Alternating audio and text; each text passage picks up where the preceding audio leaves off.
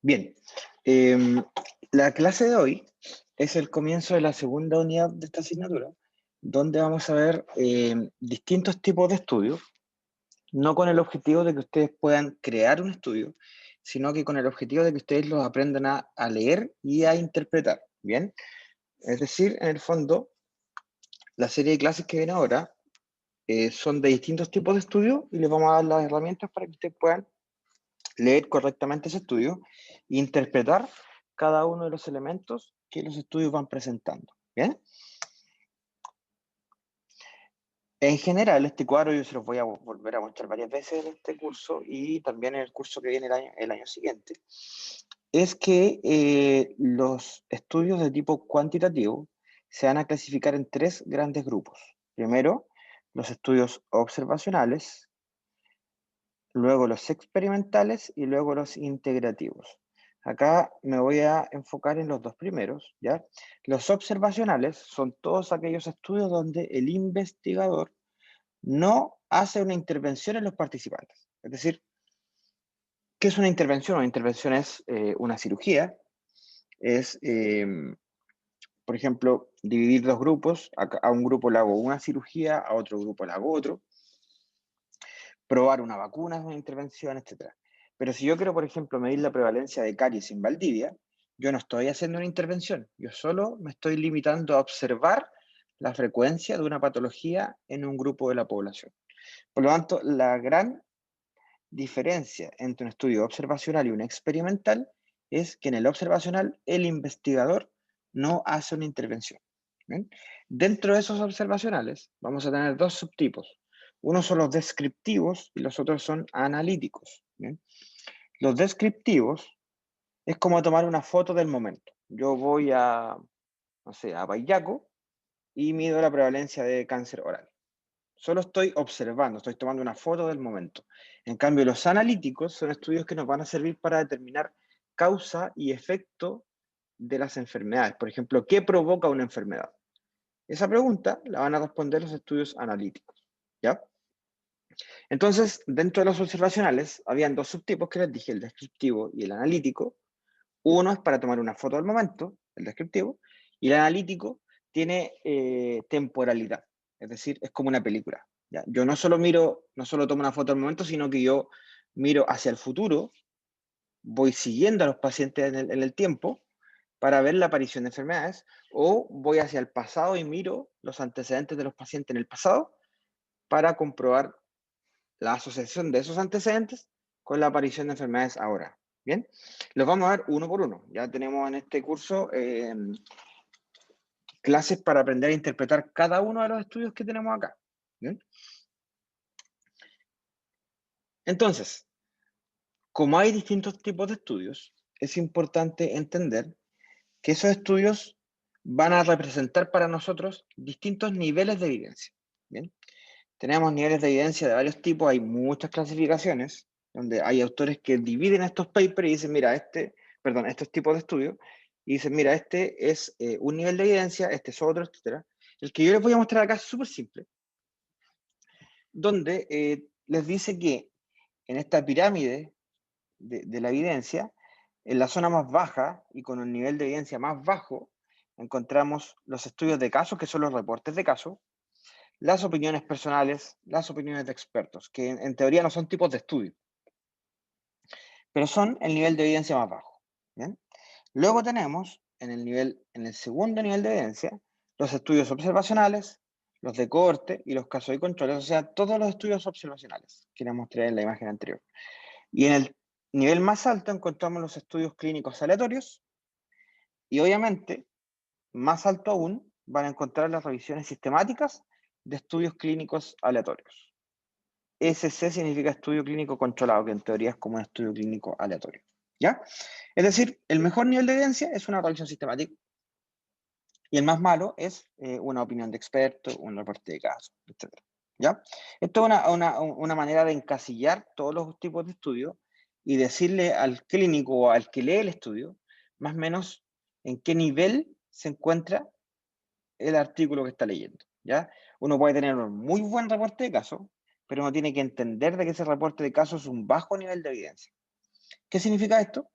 significa que las conclusiones que obtenga ese estudio, muy difícilmente las voy a poder aplicar en mi práctica clínica. Porque yo en mi práctica clínica tengo que aplicar estudios de, ojalá, alto nivel de evidencia. ¿Bien? Entonces, les vuelvo a repetir, los estudios de tipo observacional tienen la característica de que no hay intervención por parte de los investigadores. Puede haber perfectamente intervención por otras personas. Por ejemplo, si yo voy a un hospital y veo las fichas clínicas de pacientes que han tenido intervenciones, por ejemplo, ¿qué intervenciones? Cirugía o trasplante de riñón. Yo miro las fichas de esos pacientes y obtengo información de ellas.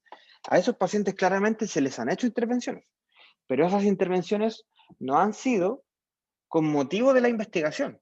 Son intervenciones que se hicieron previamente. ¿Ya? A eso me refiero con intervención por parte de los investigadores.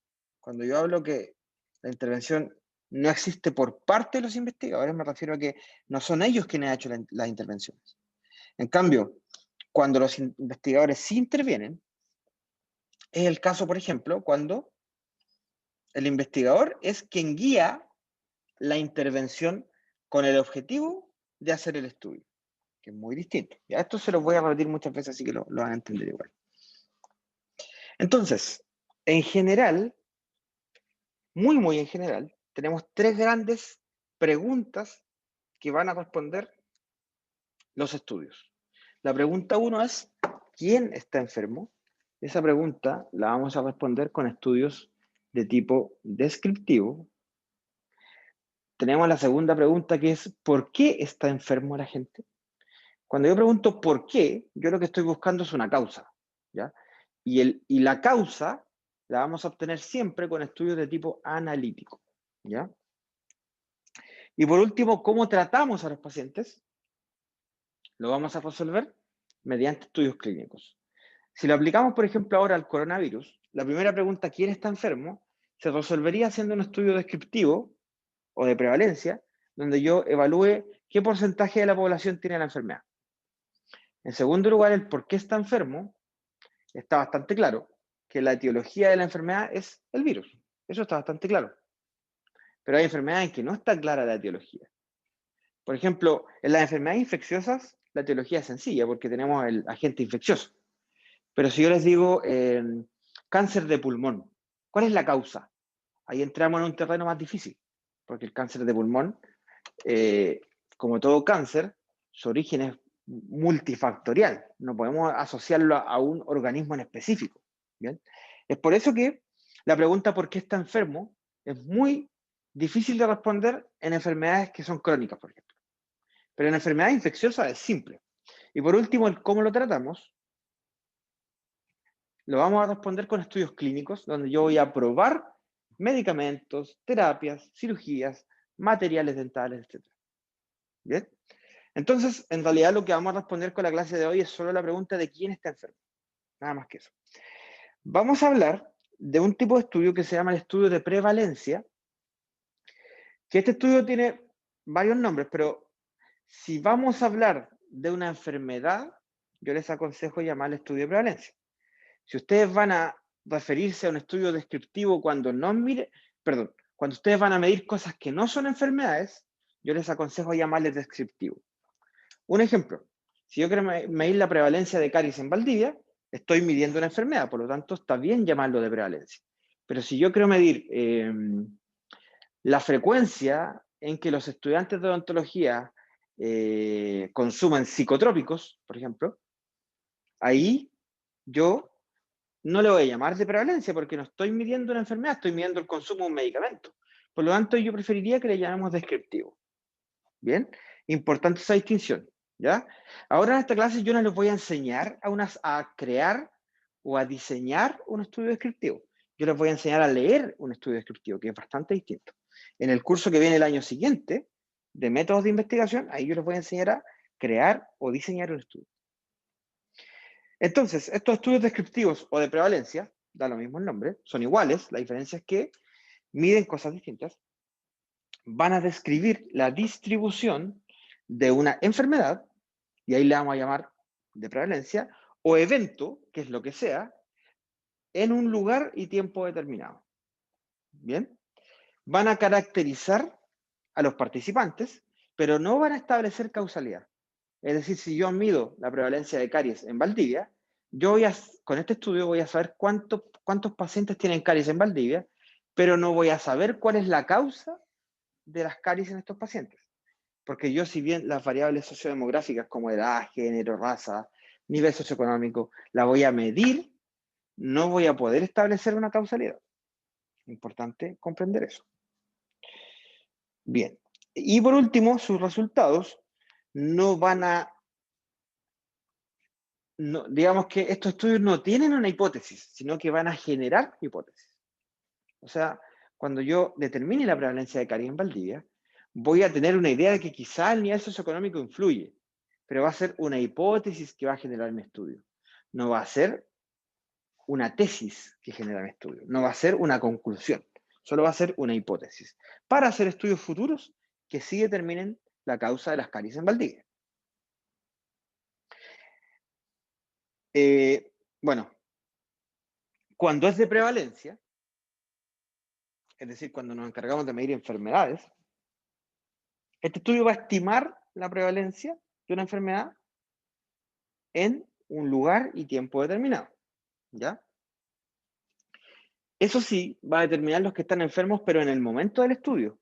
Y ahí entra un problema, porque este tipo de estudio es mucho más útil en enfermedades de larga duración. Si tenemos una enfermedad de corta duración, imagínense una gripe, un resfrío que dura 3 días, va a ser más difícil estimar la prevalencia. ¿Por qué? Porque es muy posible que dependa mucho el momento en que yo haga el estudio. Y me doy cuenta que hay muchas personas que sí se enfermaron, pero que no están enfermas en el momento del estudio. Comparemos, por ejemplo, un resfrío común que puede durar 3-4 días con una enfermedad crónica como la diabetes. El paciente, independiente del momento del año en que yo lo mida, si tiene diabetes, va a quedar incluido en mi estudio como que es diabético. Pero el resfrío común no, porque el resfrío común puede darse en cualquier momento. Es por eso que es más útil un estudio de prevalencia en enfermedades de larga duración. Porque ahí, independiente del momento en que yo haga el corte, es posible que el paciente se encuentre enfermo igual. ¿Ya? En estos estudios vamos a medir la enfermedad con distintos elementos. Pueden ser cuestionarios, pueden ser exámenes clínicos, exámenes imagenológicos, mediciones, etc. Cualquier forma que yo pueda medir o diagnosticar una enfermedad me va a servir para hacer mi estudio de prevalencia. Acá se ve una imagen que ejemplifica un poco lo que yo les explicaba de el tema de la duración de la enfermedad. Pensemos, por ejemplo, acá el año 1989. Fíjense, en ese momento tengo pacientes enfermos. Si yo hago el corte en el año 89, tengo 5 enfermos. Si lo hago en el 88, también tengo 5. Pero si lo hago en el 87, tengo 4. Si lo hago en el 84, tengo 3. Eso es porque, ahí está ejemplificado con años, pero yo esto lo podría simplificarlo con meses. Entonces, dentro de un mismo año voy a tener distintas prevalencias de la enfermedad. Es por eso que cuando yo hago un estudio de prevalencia tengo que tener muy clara la naturaleza de la enfermedad. Si es una patología estacional que aumenta en primavera y yo quiero ver la frecuencia de esa enfermedad, yo te aconsejo verla en el momento en que esa enfermedad se expresa, que es en primavera. ¿Ya? Por eso que la estacionalidad tiene mucha influencia en las enfermedades de corta duración que yo voy a medir muchas veces con mis estudios. ¿Bien? ¿Para qué sirve este estudio? Detectar brotes epidémicos, caracterizar las tendencias de las enfermedades, es decir, saber realmente cuáles son los momentos en que esta enfermedad se expresa más. Esto me va a servir para ver los programas de prevención, para verlos, diseñarlos y evaluarlos en el tiempo. Y por último, para planificar políticas públicas. Es decir, la única manera que tengo yo de enfrentar, por ejemplo, a nivel de política pública, una patología, por ejemplo, como el virus Santa, yo sé que esa patología tengo que montar mis políticas preventivas en el verano, porque es una patología que frecuentemente se asocia en verano. Entonces, para eso sirven estos estudios, para determinar cuándo aplicar mis políticas públicas. ¿Bien? Como todo estudio, se va a dividir en 4 secciones: introducción, material y métodos, resultados y discusión. Y en la discusión generalmente va a ir incluida la conclusión. ¿Ok?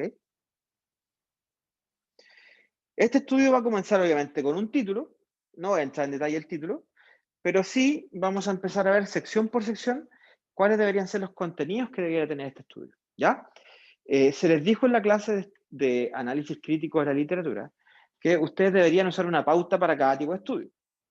En el caso del estudio descriptivo o de prevalencia, utilizamos la pauta STROBE, que se escribe STROBE, STROBE, ¿ya? Esta pauta nos da directrices para ver qué contenido debería tener un estudio, ¿ya? Ahora, el problema es que estas pautas no fueron hechas para evaluación crítica, o sea, no fueron hechas para lo que yo voy a hacer ahora, que es evaluar un estudio, sino que fueron hechas para que los autores escriban correctamente un artículo, ¿bien? Por eso que son buenas pautas para criticar, pero el problema que tienen es que no tienen una escala. Entonces, si yo aplico esa pauta en un estudio, difícilmente voy a poder obtener un puntaje del estudio para saber su calidad, ¿ya? Por eso que yo hoy día no les voy a enseñar directamente con la pauta STROBE, sino que les voy a enseñar con los elementos esenciales que debe tener un estudio descriptivo y cómo se deben leer, que a mí lo que me importa es que ustedes los sepan leer. Entonces, en primer lugar tenemos el resumen. ¿Para qué es un resumen? Es para dar una sinopsis muy precisa de lo que hizo el estudio. Es como un resumen muy simplificado, ¿ya? No es como el tráiler de una película, porque el tráiler de una película lo que hace es presentar y dejar cosas en el aire para que las personas se interesen en verlo. Acá no. Acá lo que pretende entregar es de cada sección del estudio una especie de resumen, pero siempre con el objetivo de que el lector se motive a leer el artículo. También es así, ¿ya? Acá tenemos un resumen, por ejemplo.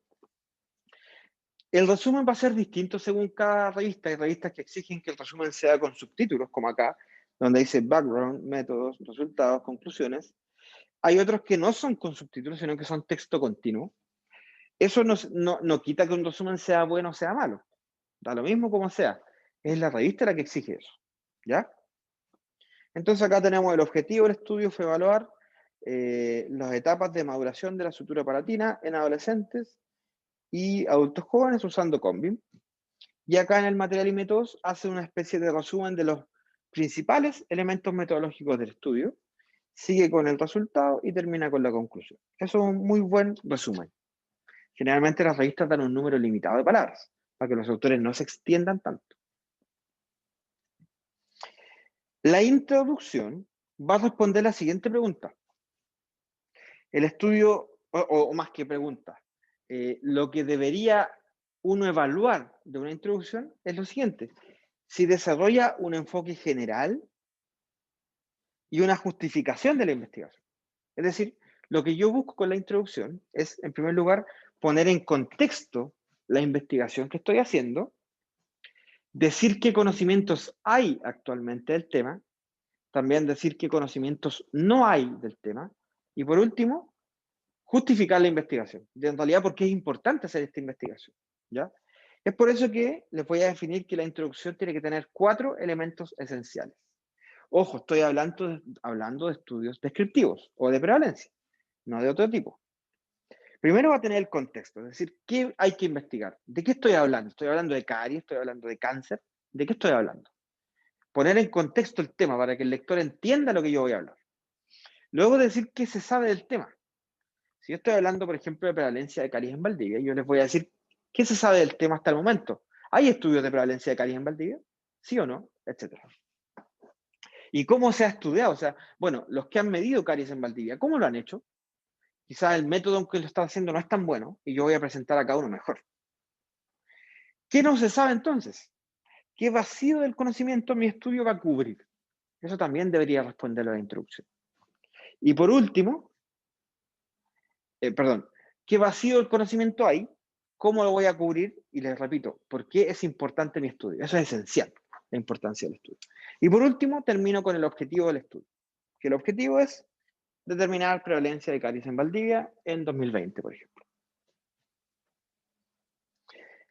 Y esa introducción yo les dije que termina con el objetivo, ¿ya? Y el objetivo, yo debo determinar que el objetivo sea claro y sea preciso y sea uno solo, ¿ya? En todo estudio, el objetivo debe ser solo uno, no más que uno, ¿ya? Así se hace un objetivo. Primero tengo un verbo, por ejemplo, determinar. Luego tengo una unidad de medición, que puede ser una frecuencia, una incidencia, una prevalencia, etc. Acá tengo prevalencia de qué, de qué quiero ver la prevalencia. De un concepto o una enfermedad, que sería caries. ¿En qué población? En niños de 6 años en Valdivia. Con este cuadro ustedes pueden hacer perfectamente un buen objetivo. Y cuando ustedes evalúen un estudio, deberían ver si cumple con estos 4 conceptos.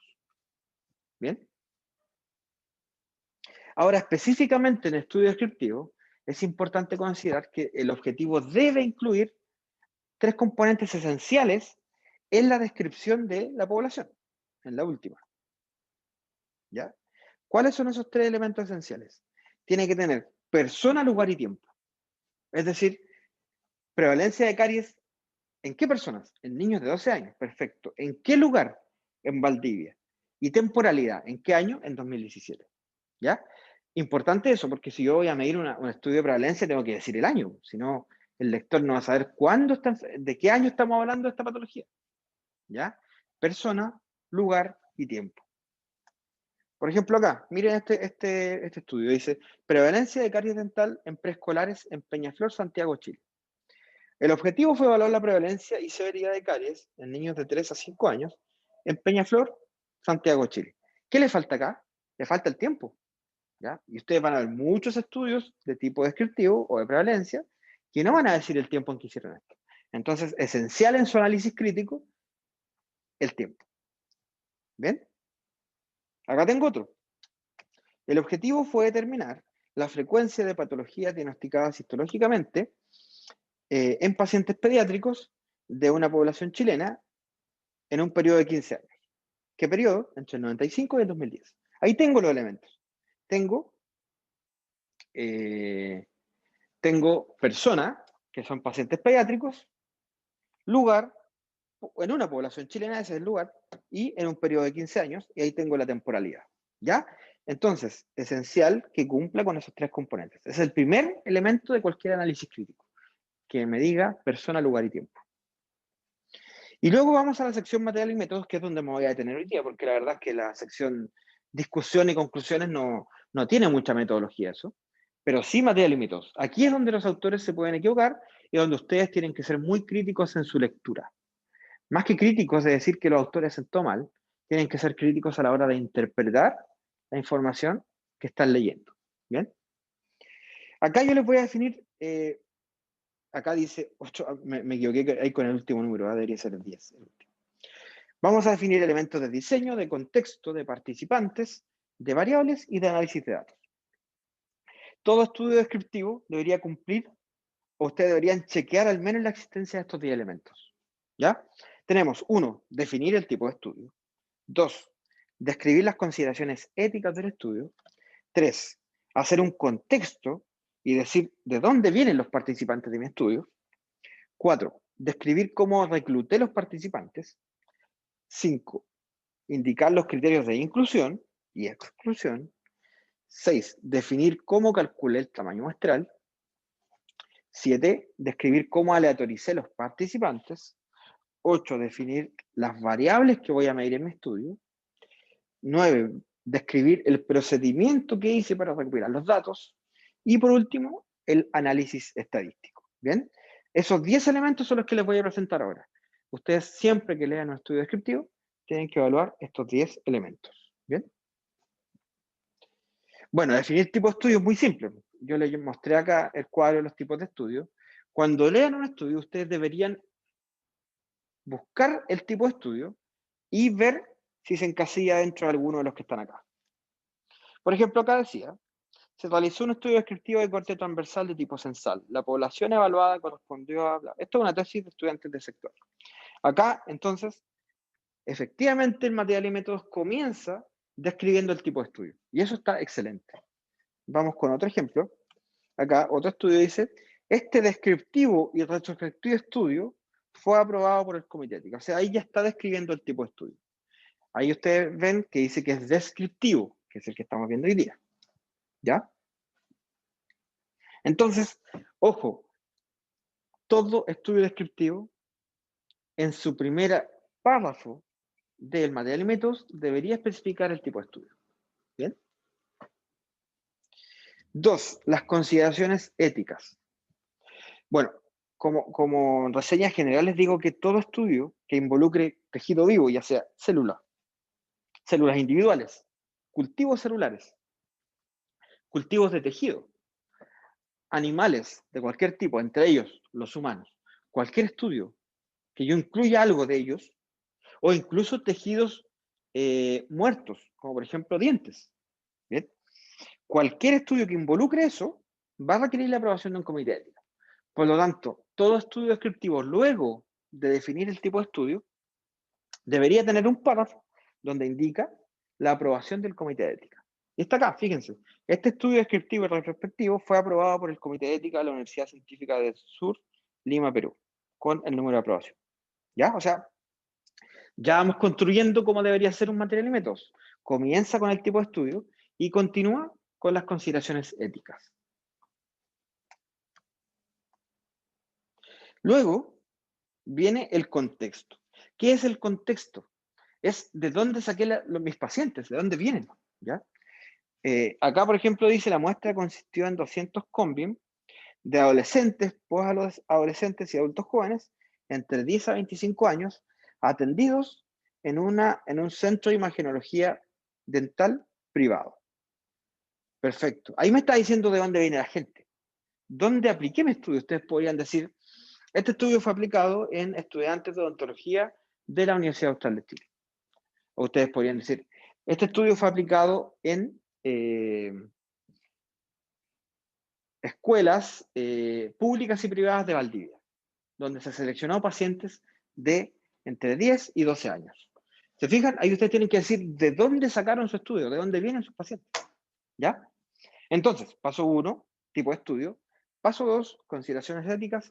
Paso 3, el contexto de mis participantes, de dónde son mis participantes. Entonces, es el tercer elemento que ustedes deberían buscar en el estudio. Ojo, yo acá les doy un orden de estos 10 puntos. No necesariamente va a estar en ese orden, pero ustedes deberían ser capaces de al leer, encontrar estos elementos que yo les digo. Tienen que encontrarlos, ¿ya? 4, reclutamiento de los participantes, que es bastante parecido a lo que dije antes. Antes era el contexto. ¿De dónde vienen? Vienen de la Escuela de Odontología de la Universidad Austral de Chile, vienen de escuelas públicas y privadas, pero ahora viene algo más específico de eso. Ya no es solo de dónde vienen, sino que cómo los recluté. ¿Ya? ¿Cómo los recluté? Es decir, yo seleccioné estudiantes de odontología de quinto, sexto año, pero ¿cómo los elegí? ¿Cómo los recluté? ¿Ya? Luego de eso, va a venir el cálculo de tamaño muestral, porque obviamente, si yo quiero hacer un estudio, por ejemplo, en estudiantes de odontología, no es tan difícil porque imaginémonos que son 70 o 60 por curso, son 6 cursos, por lo tanto podrían ser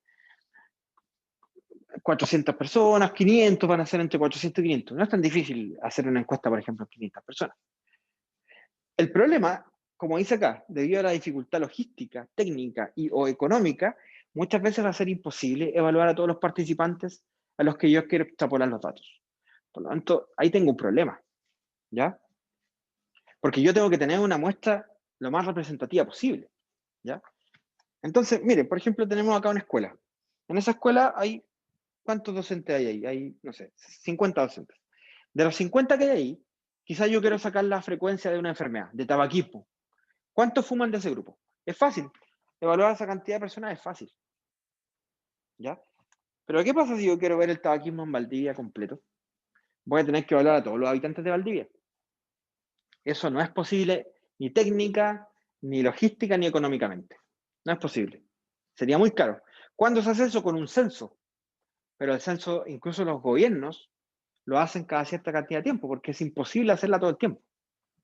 Imaginémonos ahora una persona que hace una investigación. No tiene todo el poder del Estado para hacerlo. Entonces, ¿Qué hacemos ahí? Hacemos una muestra, perdón, un cálculo de tamaño muestral. Este cálculo me va a determinar cuántas personas debo evaluar en el estudio para yo tener una muestra representativa de esa población. Nosotros siempre tomamos muestras para todo, ¿ya? Cuando hacen una encuesta y no le preguntan a todos los habitantes, en realidad ellos tuvieron un cálculo muestral que les indica que con esas personas yo voy a tener una muestra representativa. Por eso que las encuestas políticas evalúan a 800 personas y obtienen resultados a veces bastante similares en la elección. ¿Por qué? Porque hicieron un buen tamaño muestral. Ahora hay un grupo de gente que no cree en las muestras, que dicen, oye, la encuesta no sirve porque a mí no me llamaron. Eso no es así. No tienen por qué llamarte a ti, porque en el fondo posiblemente ellos buscaron personas representativas de la población, ¿ya? Y de hecho actualmente hay gente que de repente no cree en las muestras, que dice, no, si no se evalúa a todos, no sirve. Y eso no es así. Estadísticamente yo puedo obtener una cantidad X de personas que va a ser representativa de la población. Este tuit de alguien me dio mucha risa cuando leí. Dice, si no crees en la estadística y en el muestreo, que es el tamaño muestral, la próxima vez que vayas al laboratorio para hacerte un examen, pide que te saquen toda la sangre, ¿cierto? Porque hoy uno se hace un examen de sangre y no le sacan toda la sangre para medir algo, le sacan un fragmento, una pequeña porción. En epidemiología es lo mismo. Yo no necesito aplicar en toda la población lo que yo quiero hacer, porque yo puedo perfectamente obtener una muestra representativa. ¿Bien? Entonces el estudio debería tener el método de cómo calculó el tamaño muestral. Y acá está. En este mismo estudio que estamos analizando, dice, la muestra fue determinada aplicando la fórmula de una proporción con X nivel de confianza, 5% de precisión y 10% de posibilidad. El mínimo requerido fue 163. Ahí el estudio nos está diciendo cómo calculó el tamaño muestral, lo que está excelente. Entonces ustedes, cuando lean un estudio, van a ver, 1, ¿cierto? Tipo de estudio. 2, consideraciones éticas. 3, ¿de dónde venían los participantes? ¿Cómo los recluté? Y 5, cómo el autor calculó el tamaño muestral. Para calcular el tamaño muestral de un estudio descriptivo, se deberían usar estos 4 elementos: el nivel de confianza, el tamaño de la población a la que yo voy a extrapolar los datos, la prevalencia esperada de la patología. O sea, si yo sé que la caries tiene una prevalencia aproximada entre 50 y 60%, yo voy a ingresar ese dato. Y el error muestral o error aceptado, que generalmente se deja en un 3% o un 5%. El primer valor y el último generalmente son por convención. Uno deja ese valor. El valor que va a variar es el tamaño de la población y la prevalencia esperada. No me interesa que ustedes aprendan esta fórmula ni nada. Me interesa que ustedes sepan de que hay que mostrar el cálculo de tamaño muestral. Entonces acá yo tenía 360, pero mi cálculo me dice que basta con que aplique el estudio a 236 personas. ¿Bien? Eso. Entonces, el tamaño de la población, imaginemos que era 20.000, yo apliqué un cálculo de tamaño muestral y me dio 468. Perfecto, o sea, no necesito evaluarlos a todos, necesito evaluar solo a 468. Ahora, ¿cómo elijo yo a los 468? Porque tengo 20.000. ¿A quiénes elijo? ¿A los que su apellido empiezan con A? ¿Cómo lo hago? ¿Cómo determino a cuáles elegir? Ahí viene el otro concepto, que es la aleatorización de los participantes, donde hay 2 tipos, el no probabilístico y el probabilístico. Dentro del probabilístico tenemos el simple, sistemático, estratificado. Todo esto lo vamos a ver en detalle el otro año, ¿ya? Por ahora me interesa de que entiendan de que el cálculo de tamaño muestral me va a decir cuántos participantes voy a elegir y la aleatorización me va a decir a quiénes voy a elegir. Y acá está, por ejemplo, una muestra por conveniencia.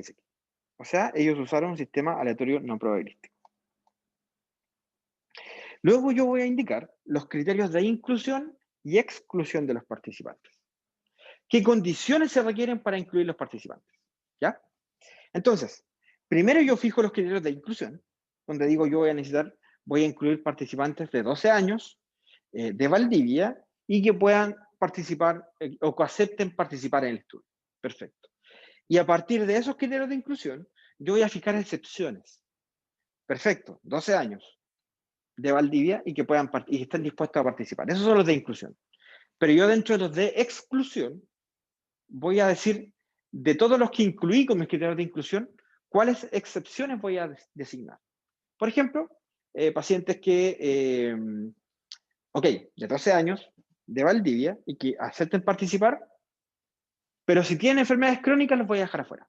Entonces yo digo, mis criterios de inclusión son los 3 que les mencioné, y el de exclusión es con enfermedades crónicas. Es decir, son excluyentes entre sí. Me pasa mucho que a veces repiten y dicen, de inclusión que tenga 12 años, de exclusión que no tenga 12 años. No, pues no es necesario hacer eso. No es necesario repetirlo al revés, sino que, como les dice ahí en el texto, los de exclusión son aquellos casos excepcionales que voy a dejar afuera. Solo eso. Acá está, por ejemplo, los criterios de exclusión fueron pacientes con tratamiento ortodóntico previo, trauma, etc. Ahí están los de inclusión. Acá está los de inclusión con verde y acá están los de exclusión. Siempre deberían estar ambos, de inclusión y de exclusión. Variables. Todo estudio va a tener variables. ¿Ya? ¿Qué son las variables? Son lo que yo mido, lo que yo efectivamente voy a medir en los participantes. ¿Ya? Y tienen que describirse cómo los voy a medir. Si es la temperatura, con un termómetro. Si es el género, con una pregunta. Si es el nivel socioeconómico, quizás con una encuesta. Entonces, las variables se van a clasificar según dos cosas, según su naturaleza, es decir, si son de tipo cualitativa o cuantitativa, y según el diseño, si es variable dependiente o es independiente. Por ahora, no me interesa que se aprendan esto en detalle, porque eso es materia de metodología del año que viene. Por ahora me interesa que ustedes sepan de que los autores deberían describir las variables. O sea, ustedes deberían encontrar un ítem que diga variables. Como acá. Perdón. Sí. Acá. ¿Dónde están las variables acá? Por ejemplo, dice, acá tenemos el tema de la precisión. Acá tenemos... Acá. Las imágenes fueron identificadas por código. Ya, entonces, yo ahí entiendo que la variable es el código que obtiene cada imagen. ¿Ya? O sea, ustedes siempre van a obtener qué variables son. En estudios descriptivos generalmente las variables son género, ¿cómo sale acá? Perdón. Raza, nivel socioeconómico. Muchas veces, si el objetivo del estudio es medir caries, la variable principal es caries. Pero ¿cómo mido la caries yo? ¿Con COPD puede ser? ¿O las voy a contar como que el paciente sí tiene caries o no tiene caries? Etcétera. Ahí hay distintas formas de expresar la variable caries, ¿ya? Pero es importante que el autor describa muy bien qué variables va a incluir en su estudio. Muy importante. Esto la verdad es que por ahora lo voy a dejar ahí en el aire, el tema de la naturaleza y el diseño, porque me interesa que eso lo veamos el otro año. ¿Ya? Por ahora, ustedes tienen que ver el cumplimiento de estas cosas. No tienen que entender mucho en detalle cómo se hizo, ya solo el cumplimiento. Por ejemplo, si yo tengo esta sala de clases y quiero determinar la frecuencia de asma en niños de 10 años, yo tengo una variable independiente y variables dependientes. ¿Cuáles son las independientes? Las que no dependen del estudio, como la edad del participante, el género, la raza. Son cosas que los pacientes ya tenían de antes, ¿cierto? Y la dependiente va a ser si tiene asma o no tiene asma, o no tiene asma, que puede ser descrito como sí, no, etc. ¿Bien?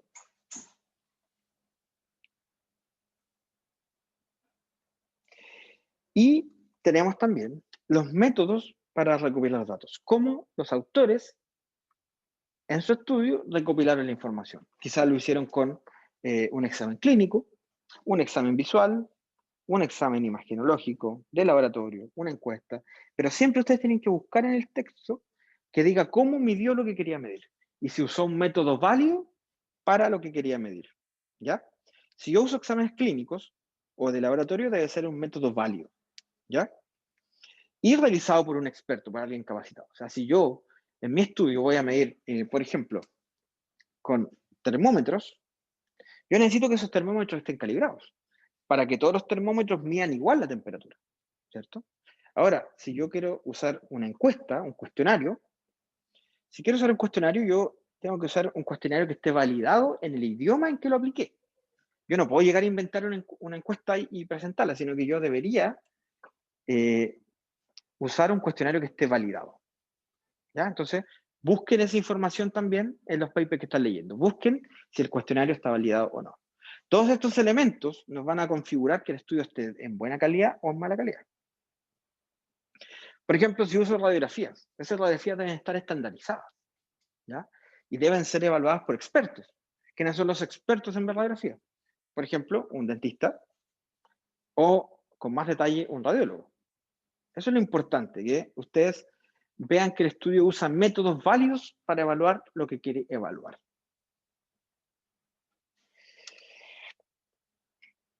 Y cuando los métodos de evaluación utilizan personas que evalúan, utilizan examinadores, esos examinadores deben calibrarse entre sí. Ya recuerden la imagen acá de la radiografía, por ejemplo. Lo clásico es lo siguiente. Si yo esta radiografía se la muestro a 10 dentistas, lo más probable es que no todos estén de acuerdo.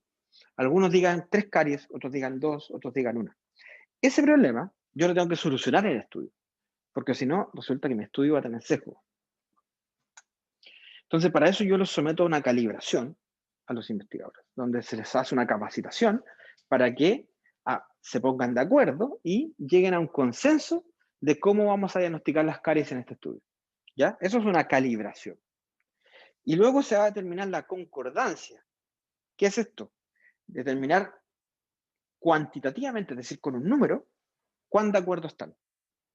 Y luego de que obtengamos un buen número de concordancia, vamos a aplicar el estudio. Acá está, por ejemplo, se utilizó el COPD. Y acá dice que el acuerdo intra e interexaminador fue 0,87 y 0,93. Es decir, su concordancia podemos decir que fue en el 93% de las veces, en simple. O sea, estuvieron muy de acuerdo ellos, ¿cierto? En sus mediciones. Eso es importante que ustedes lo encuentren en el estudio, ¿ya? Acá dice examinación clínica. Acá está el procedimiento para recopilar los datos y luego explica acá abajo cómo se calibraron los participantes. ¿Bien? Entonces, esencial que ustedes evalúen en el estudio que esté descrito perfectamente cómo se recopilaron los datos y si los que los recopilaron estaban lo suficientemente capacitados y estaban de acuerdo entre sí. Entonces, fíjense acá tenemos un material y métodos donde parte con el cuestionario, diciendo que usó una encuesta validada, luego detalla cómo calibraron los examinadores y luego el acuerdo que tenían los examinadores. Esos tres elementos tienen que estar siempre en los estudios que ustedes lean. ¿Bien? Por último, y para terminar la clase de hoy, tenemos el análisis estadístico. ¿Ya? Todos estos estudios, ustedes van a ver que los datos o las variables que incluyeron las van a analizar luego con estadística. ¿Ya? Tenemos todo el otro año para hablar de estadística, pero por ahora me interesa que entiendan de que hay dos grandes tipos de estadística acá. Está la descriptiva y la inferencial. La descriptiva es cuando yo utilizo promedios, desviación estándar, moda, mediana, etc. Y la inferencial es cuando yo obtengo un valor de P.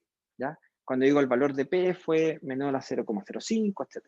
Ahí yo voy a usar inferencial. Ahí tenemos la gran diferencia. ¿Vale? ¿Y dónde lo encuentran eso? Ustedes van a encontrar un párrafo que dice análisis estadístico y ahí van a hablar de los tests utilizados y el software con el que se usó. ¿Ya? Ahora, no me interesa que entiendan estadística ahora, me interesa que ustedes siempre que vean el estudio, busquen la zona de la estadística y vean que está, ya que se describió la estadística a utilizar en el estudio. ¿Vale? Esos son los 10 elementos esenciales que ustedes van a ver en un estudio descriptivo. ¿Ya? Me interesa que, como ejercicio, para la prueba, ustedes lo que hagan es que yo, bueno, junto con esta clase les voy a subir algunos estudios descriptivos para que ustedes los revisen y vean el cumplimiento de los ítems. Con eso, estamos excelentes. Como les digo, el objetivo no es que ustedes creen un estudio o lo diseñen, sino que el objetivo es que ustedes los sepan leer.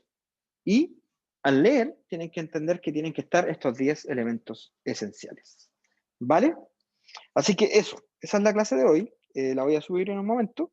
Y todas las clases que vienen ahora van a ser así. Se les va a explicar cómo leer un estudio según cada tipo de estudio. Nada más que eso. ¿Vale? Ya, chicos, no sé si hay alguna pregunta. Sí, doctor, hola. ¿Sí? Hola, hola, cuéntame. En caso de que, por ejemplo, veamos que no hay O sea, que no está uno de estos puntos que Elemento, falta ¿sí? ese análisis, ¿Mm? ¿lo descartamos inmediatamente o vamos No, viendo no, que no. en la calidad No, inferior? no, claro, eh, no, acá, bueno, después yo les voy a explicar en otra clase cómo sopesar esta información, pero en el fondo no es que haya que descartarlo, sino que tú tienes que incorporarlo en tu análisis. Y tú dices, mira, el estudio concluye esto, sin embargo, este estudio carece de cálculo de tamaño muestral, por lo tanto sus conclusiones hay que tomarlas con consideración. Es como para que tú tengas claro en qué falló nomás, pero no es para descartarlos. ok. Hay elementos para descartarlos, como por ejemplo si tú notas que el estudio tiene una muestra de 3 personas, o sea, tienen que ser muy crítica la falencia para que tú lo descartes. ¿Ya? Perfecto. Pero esas pautas de evaluación crítica nos van a servir para eso, para ver, una cosa es que el estudio le falle el título y otra cosa es que le falle el cálculo de tamaño muestral, pues son cosas muy distintas. Entonces ahí tú tienes que ir viendo qué le falló a cada estudio y ver si es muy grave la falencia o no. ¿Vale? Vale, gracias. No sé si hay otra pregunta.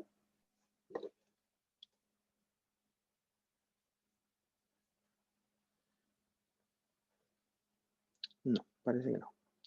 Ya, chicos, entonces les voy a subir la clase pronto y próxima clase creo que es con el doctor Aravena, me parece, sobre el estudio analítico, que es el siguiente que nos corresponde. ¿Vale? Me despido. Voy a dejar de compartir pantalla. Así que eso, chicos, que tengan buen día y nos estaremos viendo en la próxima clase. Gracias, Ya, profe, nos doctor, vemos. Vale, nos vemos. chao. Chao, chao.